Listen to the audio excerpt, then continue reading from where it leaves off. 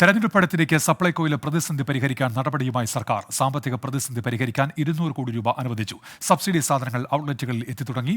VA Girish ഉണ്ട് തിരുവനന്തപുരത്ത് നിന്ന്. ഗിരീഷ്, എന്തൊക്കെയാണ് വിവരങ്ങൾ? ഉന്മേഷ, തെരഞ്ഞെടുപ്പ് അടുത്തിരിക്കെയാണ് സപ്ലൈകോയിലെ പ്രതിസന്ധി പരിഹരിക്കാനുള്ള നീക്കങ്ങൾ സർക്കാർ ഊർജിതമാക്കിയത്.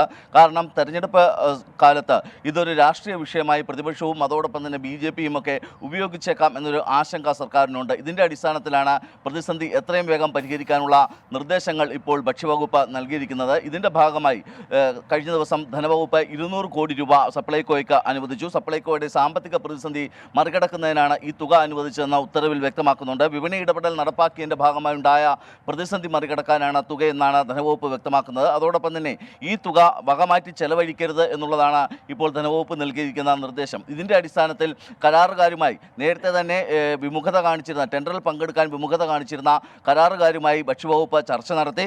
ഇതിൻ്റെ അടിസ്ഥാനത്തിൽ കരാറുകാർ സഹകരിച്ചു തുടങ്ങി. സപ്ലൈകോ ഔട്ട്ലെറ്റുകളിലേക്ക് സബ്സിഡി സാധനങ്ങൾ എത്തിത്തുടങ്ങി എന്നുള്ളതാണ് ഏറ്റവും പ്രധാനപ്പെട്ട കാര്യം. ഉന്മേഷ്, ശരി. VA ഗിരീഷാണ് വിവരങ്ങൾ നൽകിയത് തിരുവനന്തപുരത്ത്.